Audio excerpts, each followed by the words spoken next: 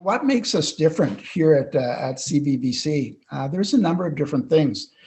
First and foremost, we are very student focused. And, over the years, we have grown, since 1958, we were probably looking at about 17,000 graduates.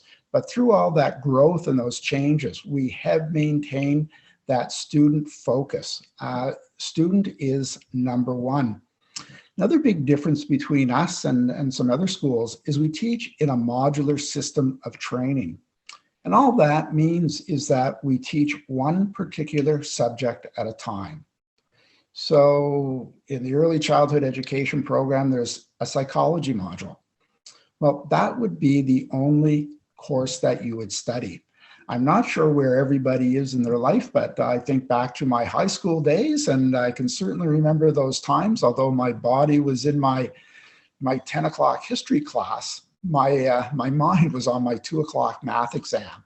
So being modular, if you have homework, if you have tests, you have assignments, it's only going to be in one particular subject. It's great for focusing and really learning.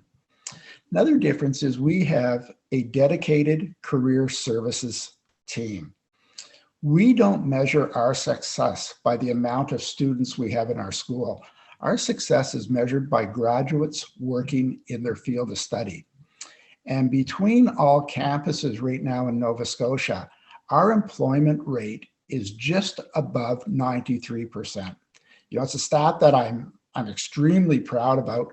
We work very hard and diligently to keep that rate where it's at. It means everything to us. Without employment, it's one of those things. Why take a program? And all of our programs are very employable. Again, there's no sense in teaching something if there's not going to be jobs, because that's what it's all about, is jobs. And the greatest thing about our school, it's our instructors. Our instructors are subject matter experts. They come from the industry. They know the industry. They know what you need to know.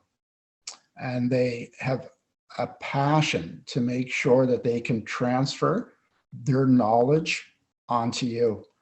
A joke I sometimes make with instructors is our instructors have made every mistake known to mankind, and they're going to make sure that you know those mistakes also, and you'll learn from them.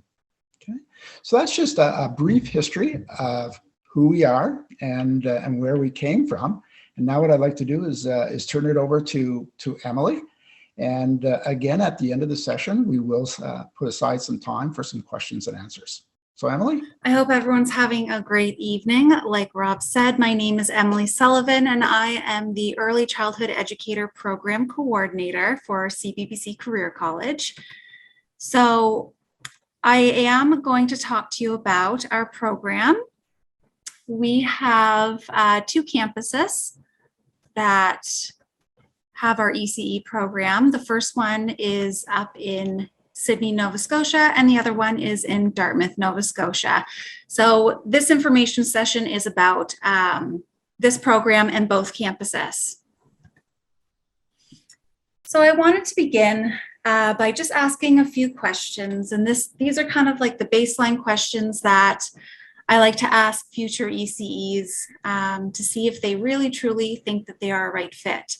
So do you see children as important beings in our community? So I would say that this is a pretty important question to ask.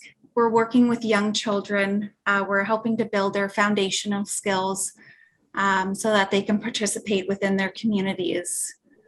Another important question is, are you empathic and have a caring nature? So of course, when we're working with children of any age, especially young children, we need to be able to be very caring, build lots of positive and responsive relationships with them, and support them. The third question is, do you admire and appreciate diversity? So as an ECE, you are working with children and their families that come from all different cultures, They have different diverse needs. And not only do we work with children, we also want to attract ECEs who have diverse cultures and needs as well to make our field so well-rounded. Are you inspired to create change in your community through working with children? So this one ties into the first question I asked. It's so important to understand that the children that we're working with, I know it maybe sounds a little cheesy, but they are our future. We want to prepare them the best that we can through those early years. And the final question is, are you interested in how children learn? We talk a lot about play-based learning, and I'm going to mention that a few more times throughout this short webinar. But what we really kind of dive into in ECE is how children learn through play. So if you answered yes to any of those questions, or even maybe, there's a good chance that early childhood education is right for you. CBBC has a lot to offer for an ECE program. Becoming an ECE is so wonderful. It is such a fulfilling job every day. You are making a positive difference in the lives of the children in your care and the families as well. It's fun, it's enjoyable. There are some tough days, as there are with any job, but for the most part, it is so fulfilling. If you're not aware, all across Canada is in dire need of more ECEs, and that is especially happening in Nova Scotia. So Rob had mentioned that we have a 93% employment rate. I would say our ECE program will have a guaranteed 100% employment rate. I was chatting with our instructors up in Sydney, and I myself have had a graduating class. So we have 3 graduating classes.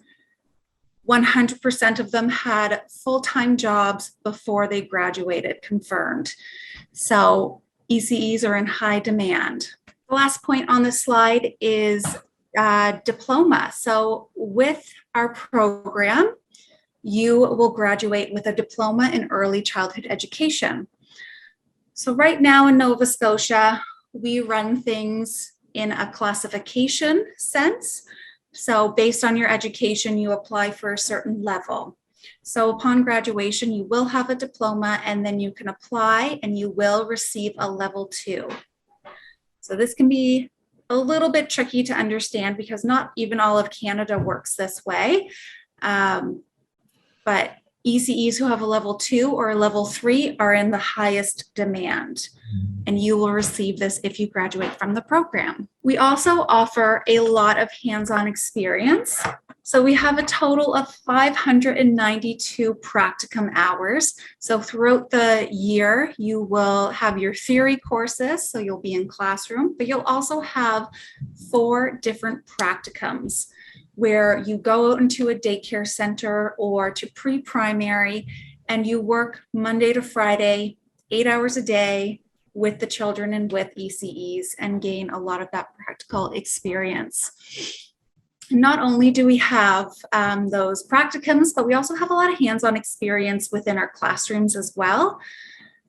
Things like practicing diapering, role-playing scenarios, lots of learning activities that make learning interactive and not just sitting and listening. We also have a lot of smaller class sizes. So compared to other post-secondary ECE programs, we cap hours off at 25 students per class, so that way our instructors can have lots of time to work one-on-one with you, answer any questions that you have, and spend a little bit more time explaining some of those things that you may just not have grasped yet. And a really big feature about our program at CBBC is that we are the only post-secondary ECE program to offer an accelerated program so that you start and graduate within 48 weeks. So that's just less than a year. Most other programs are 2 years in length for the same amount, or I guess the same accreditation. So you'll receive a diploma in less than 1 year versus 2 years. I also wanted to put in some ECE career opportunities so you guys know after graduation what's out there for you. So upon graduation, you will be an early childhood educator with a level 2. You can work for not-for-profit centers or for-profit centers. You can work within pre-primary in our school system. So inclusion worker was what the last one that I kind of left off on. That's when you're working directly with children with diverse needs. You can also become an inclusion coordinator. That's a little bit of a step up where you can start coordinating those meetings with parents and other professionals about the children who have diverse needs. You can be an assistant director or a director of a center. So you do all of the administration. You're a leader for the ECEs who are under you, I guess. And you can also be the owner or operator of either a day home or a childcare center. Another job opportunity is being a program coordinator for centers, which is kind of like an inclusion coordinator, but you also talk a lot about programming as well and making sure that the ECEs are all on the same page when it comes to program planning. So I wanted to talk a little bit about course material. A lot of our courses, like Rob had mentioned, is that they are modular. So that means that for 5 days, all day, every hour is all based on that one module. So you're not learning about 6 different courses at the time. So having 7 hours a day to focus on one module, one type of information may seem overwhelming, especially if you have not had that type of schooling before, but it's really wonderful. It gives us a lot of time to work on assignments in class, so you don't have a whole lot of homework, a lot of time to study for tests and quizzes, lots of learning experiences, like I mentioned, very interactive. So one of the first modules and course materials that I wanted to talk about is play-based learning. We have 6 modules based around play-based learning. So these modules answer questions like why play is so important in the early years, how do children use play to learn, and what types of things do they learn and develop while they're doing play, what different types of play are there, and what are the long-lasting benefits to play. Some more course material. We have some development and theory courses. So Rob had mentioned that we may have a psychology course, and that is our child development course, where we learn all about how children develop physically, cognitively, how they develop their communication skills, their social skills. We also learn about different curriculum approaches that are out there, as well as why observation is so important and how to use that observation. We have 2 child guidance courses. These are very, very important, and they help to teach us how to appropriately and positively guide those behaviors for young children, even in infancy, all the way up to age 12. Inclusion is another topic that we have quite a few courses on over the year. So we have 3 courses. One really focuses on Nova Scotia's different cultures as well as immigrant families. And then we have 2 courses that focus more in on typical diagnosis, such as children with Down syndrome or autism, and different strategies and techniques that we can use to bring out the best in every child and family. This is our last little page on course material. So we also have 2 courses that focuses on ECEs in more of a leadership role. So we talk a lot about professionalism, ethics, how to be an effective leader, that interpersonal communication skills, all of that greatness that will help you out no matter where you are in the field, whether you want to become a leader, whether you don't, whether you're not sure. Another course that we have is health, safety, and nutrition.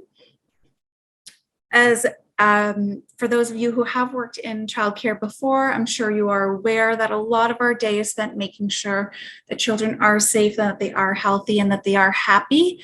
And this course is all about that and how we can ensure that. And then our final pocket of courses is all on professional development. So we set up first aid for you guys, occupational health and safety, and women's training, which are all three you're needed to be an ECE and start working. So we set those up so that you can start working as soon as you graduate. We also have a module called Career Employment Readiness Training, which gives us workshops on how to write our resumes, cover letters, different interview skills. So it's really applicable. It's really wonderful. And we also have some other professional development courses throughout the year that we put in there. And one of them is our child abuse protocol training. The Nova Scotia government puts that on. We set it up for you guys, and it's something that all ECEs should have, and we see great value into it. So we just add that into our course load as well. Another great thing about CBBC is that we have a lot of community involvement within our programs, and especially the ECE program. So we have partnerships within our communities to provide different and diverse learning experiences. Some of those experiences are having guest speakers come into our classrooms, going on field trips out into our communities, and some of these other experiences that we have done. We have the Palolo Multicultural Playtime Society partnership. So this is a wonderful society where a woman named Kudzi from Zimbabwe has started. And what she has done is she has created a society where different communities throughout HRM can come together and learn different children's games and share those experiences from across the world. And she actually has put on an event called World Play Day, where my ECE class, who has already graduated, they were able to volunteer, and we were able to bring books that were multilingual and was really be able to be a part of it. And it was really, really wonderful. Another experience that we took advantage of because it was at the Museum of the Atlantic. It's an exhibit called unmatched Nuultieg. So it's how unique we still are. It is based on Indigenous cultures within Nova Scotia. And at the time that it was the exhibit, we were actually learning all about Nova Scotia's cultures. So we took a field trip over on the ferry and checked it out and learned some really wonderful things. We also have a partnership with TK Adventure Play. So we learn a lot about loose parts and natural materials within our course, and TK Adventure Play has their own business about loose parts. So what had happened is we were able to meet up with her, and we were able to check out these loose parts, start problem solving and creating, and it was a really great experience. We also have lab schools in both Sydney and in Dartmouth, where our students will go for about an hour, 4 times out of the entire course to make observations on children. And then we utilize those observations to plan for programming, plan learning experiences. We utilize those also to create documentation and also some of our assignments. So it's a really great hands-on experience as well. And the last little piece of community involvement I wanted to talk about was Develop Nova Scotia.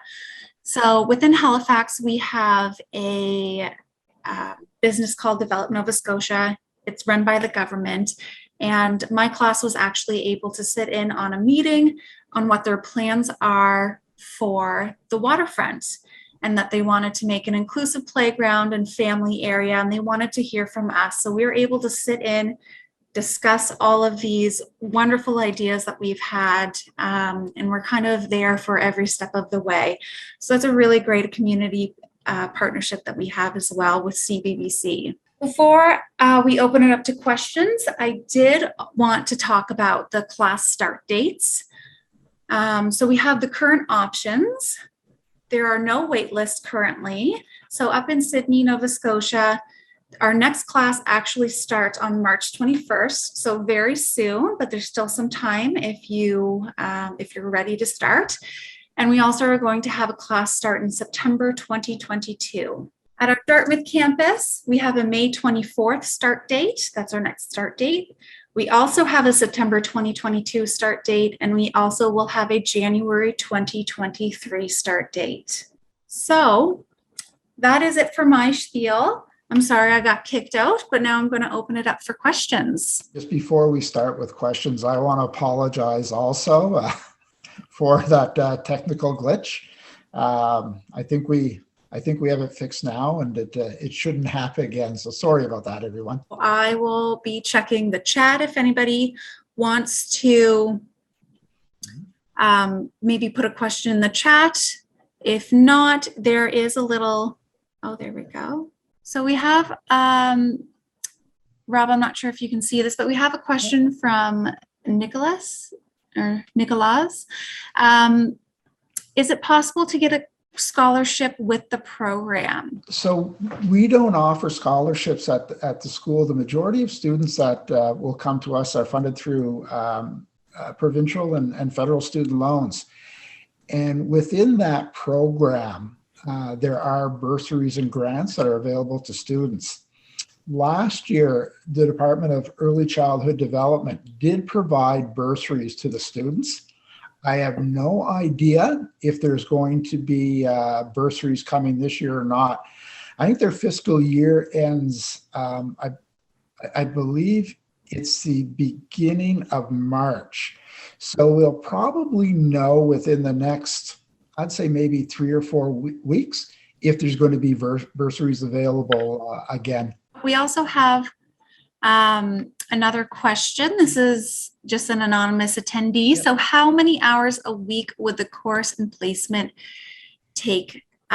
So placements would take 40 hours a week. It's a Monday to Friday, kind of 8 a.m. to 4 p.m. And our class time is a little bit shorter. So we would have, it would be about 35 hours a week of class time. We have another question from Beatrice, and it's asking if we already have students applying through the International Graduate in Demand Nominee Program. We will very shortly. We had 3 or 4 international students start with us in September.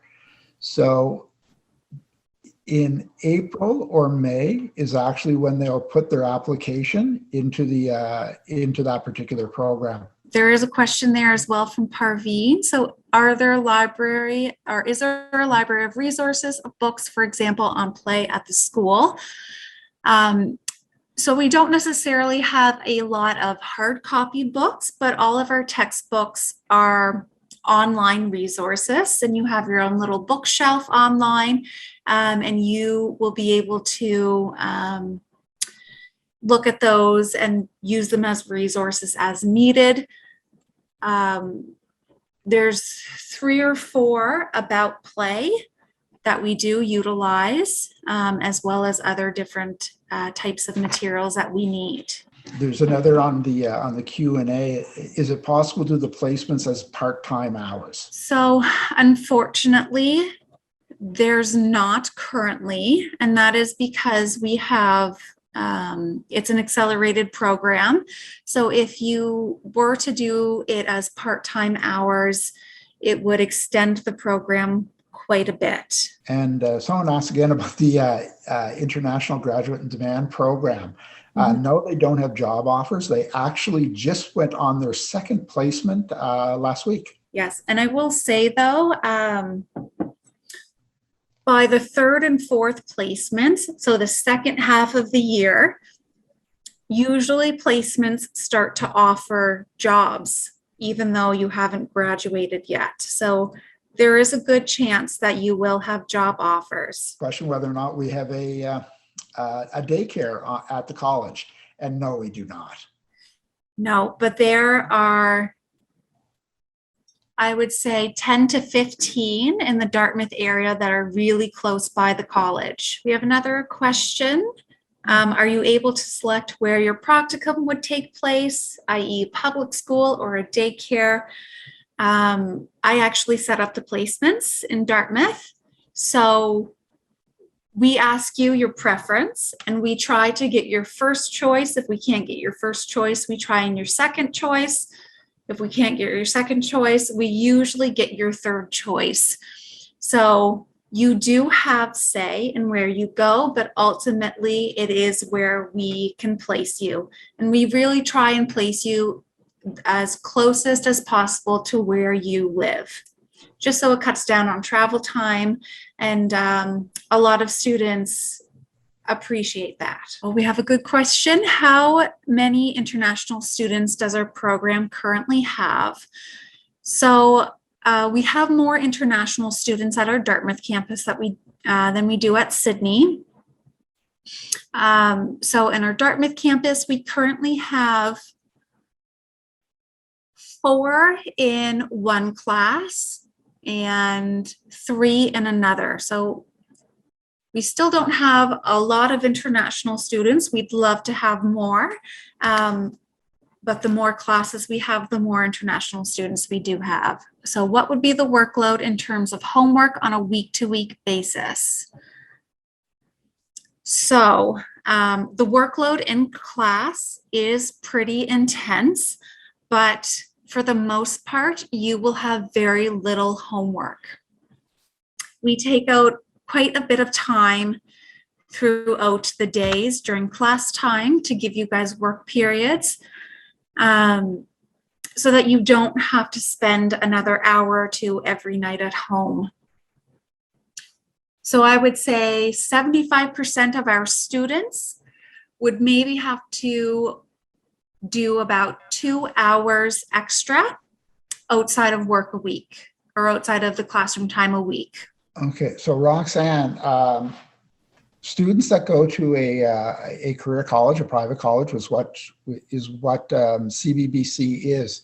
Graduates are not eligible for a postgraduate work permit. They are eligible to apply in the Graduates in Demand, International Graduates in Demand program. And just looking at career services, doesn't do a lot of work with helping students apply for that program. But we actually have 2 people that work strictly with international, and they can assist the student to get the application in. And one of the reasons, and Emily, Emily might have already discussed this when I was away, but one of the reasons that early childhood education is included in the International Graduate in Demand program is because basically there's not, or the government doesn't feel that there's going to be enough Nova Scotians to fill the need for those educators. Do we need to test before enrolling in the program? Not necessarily. What we do is, there's certain prerequisites that a student has to provide. And, we look at, high school transcripts, letters of reference, things like that. So you may not necessarily have to do any other type of testing. Any other questions? These are great questions, I might add. Yeah. So, yes, we are doing some of our courses via virtual classroom. Traditionally, we don't. And we were given permission to use virtual classrooms up until April the 1st. I would say after April 1st, all of our classes will return to that normal, so in person within the school. We have another question. It says, I'm an international student and may need help to do the assignments. So like I had mentioned in my verbiage, we have smaller class sizes, which really help instructors to work one-on-one with students, especially those who may need a little extra support in understanding all of the steps or understanding the content.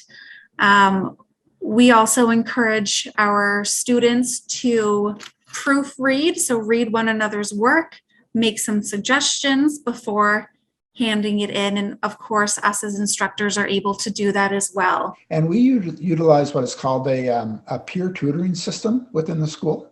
So we will pair students up together. And, if you go around the school, you'll see lots of almost like little breakouts, people studying together. And, they're with each other for basically that year. So a lot of relationships are formed. And just reading that last question, are you doing the same, Emily? Yes. Yeah. So working in childcare in Nova Scotia, are there requirements to have a lot of vaccines besides COVID? This person had an interview in Singapore and was told that to be prepared for falling sick often. So in Nova Scotia, the only vaccine that is required is COVID. Centers may encourage you to get the flu vaccine, but it is not required. It is just COVID, the vaccine. So is parking available? So we're downtown Dartmouth. There are a number of lots. The majority of the parking is pay for parking. If you drive up probably about 3 blocks from the school, then you can find some street parking. The only thing about that is, you may get there one day and there's going to be spots, and then the next day, maybe not. We are, if you know where the school is, we're right in front of the Dartmouth ferry terminal. There's buses that go by the school, I'm going to say about every 5 minutes, starting at about 6 o'clock in the morning. Full vaccine means 2 vaccinations. The government announced today also that they're lifting the majority of the restrictions come March 21st. So it'll be interesting to see, what happens after that goes. I didn't get a chance to check out those, so I'll have to brush up on them. I just read the headline. I'm not sure, Emily, if you went over prerequisites for the program. I did not. Okay. So what we do look for is a minimum of high school. We do require 2 letters of reference, and I think they have to be a minimum of 25 hours working in a childcare setting. Mm-hmm. We also require a clear criminal records check with vulnerable sector search, as well as a child abuse registry check. So even for international, I know you will get your regular criminal record check. I think that's part of your visa application. And then once you arrive in Nova Scotia, you can apply for what's called the vulnerable sector search, as well as the child abuse registry. And as Emily said right now, proof of full vaccinations for COVID are a requirement also. Insurance for international students, absolutely. And I apologize because I don't remember the exact name of the company, but we are now able to refer international students for health insurance, because as you're most likely aware, international students must carry private health insurance while they're a student. Yes, thank you. It is Gardney.